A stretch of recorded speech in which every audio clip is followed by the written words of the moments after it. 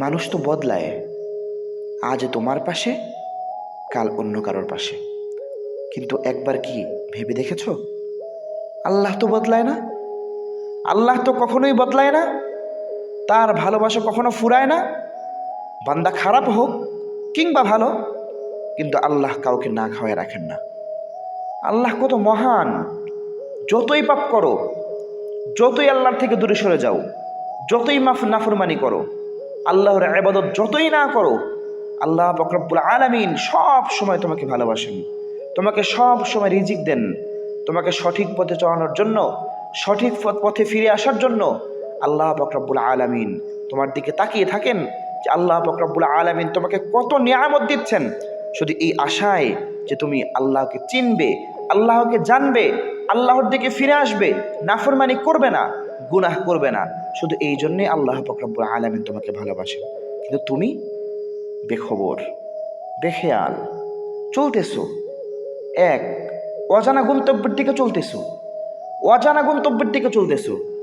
এভাবেই একদিন আমাদের জীবন শেষ হয়ে যাবে, আমাদের জীবন থমকে দাঁড়াবে। মৃত্যু আমাদের জীবনের সকল প্রকার আশা, সকল প্রকার স্বপ্ন একেবারে নিঃশেষ করে দিবে। তাহলে কিসের এই মায়া, কিসের এই পৃথিবী, কিসের এই জীবন? যেই জীবন আল্লাহ পাক রব্বুল আলামিন দিয়েছেন, সেই জীবনে আমি কি করতেছি? নাফরমানি করতেছি আর ভাবতেছি ভালো হয়ে যাব, ভালো হয়ে যাব, ভালো হয়ে যাব। কবে সেই সময়? সে সময় কখন আসবে? কবে আসবে? নাফরমানি করতেছি আর ভাবতেছি আল্লাহ পাক রব্বুল আলামিন এক সময় আমাকে সঠিক পথে ফিরে আনবেন। চেষ্টা না থাকলে আল্লাহ পাক রব্বুল আলামিন কখনোই হেদায়েত দিবেন না। হেদায়েত এত সোজা নয়।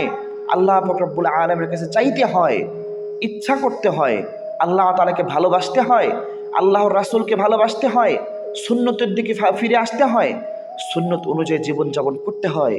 আল্লাহ রাসূলকে তুমি যত বেশি ভালোবাসবে, আল্লাহ পাক রব্বুল আলামিন তোমাকে তত বেশি ভালোবাসবেন।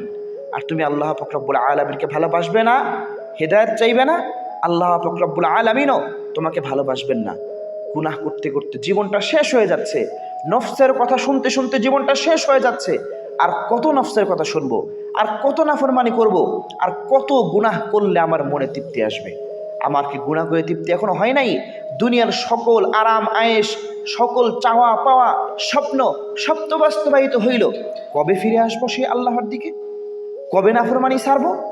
কবে গুনাহ ছাড়বো? আত্মার কথা শোনা কবে বাদ দিব? এই নিজের নফসের ধোঁকায় পড়ে আজ আমাদের জীবন শেষ, আমাদের যৌবন শেষ। আমার নফসের কথা শুনে আমার সব কিছুই শেষ হয়ে গেল। নফসের কথা শোনা যাবে না, নফসের কথা শোনা যাবে না। নফস আমাদেরকে একেবারে ধ্বংস করে দিচ্ছে। নফস যদি আমাদেরকে আল্লাহর কথা বলে, আমরা বলি নফসের কথা শুনে আজকে আমি খারাপ হয়ে গেছি, শয়তানের ধোঁকায় পড়ে খারাপ হয়ে গেছি। কখনো কি এই চিন্তা আসে না? নফসের কথা শুনে আমি আল্লাহর দিকে ফিরে গেছি, নফসের কথা শুনে আমি নামাজ পড়তে গেছি, নফসের কথা শুনে আমি রোজা রাখতে গেছি, নফসের কথা শুনে আমি যাকাত দিছি, নফসের কথা শুনে আমি হজ করতে গেছি। কেন নফসের কথা শুনে খারাপ কথা কাজ করা লাগবে কেন? নফসের কথা শুনে গুনাহ করা লাগবে কেন? নফসের কথা শুনে কি ভালো কাজ করা যায় না? নফস কি সব সময়ের জন্যই তোমাকে খারাপ কাজের দিকেই ডাকে, ভালো কাজের দিকে ডাকে না? তাই বন্ধু, সতর্ক হও, নফসের খারাপ কুমন্ত্রণার দিকে না গিয়ে ভালো দিকে আসো।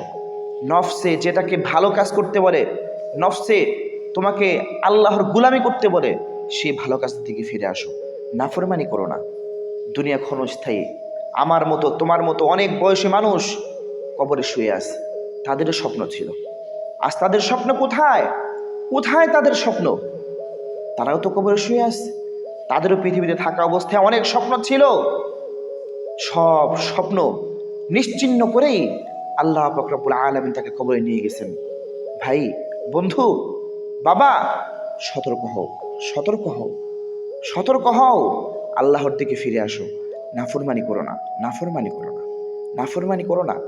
দুনিয়াটা ক্ষণস্থায়ী, জান্নাত চিরস্থায়ী, আখিরাত চিরস্থায়ী। সেখানে আমাদেরকে ফিরে যেতে হবে। যেখান থেকে আসছি সেখানেই চলে যেতে হবে। এই জন্য সকল প্রকার গুনাহ মুক্ত জীবন, শিরিক মুক্ত জীবন, সকল প্রকার নাফরমানি মুক্ত। আপনি যদি এই ধরনের ভিডিও পছন্দ করেন তাহলে সাবস্ক্রাইব করে বেল আইকন চাপতে ভুলবেন না। ইসলাম প্রচারের স্বার্থে ভিডিওটি শেয়ার করুন, এতে আপনার অনেক সওয়াব হবে।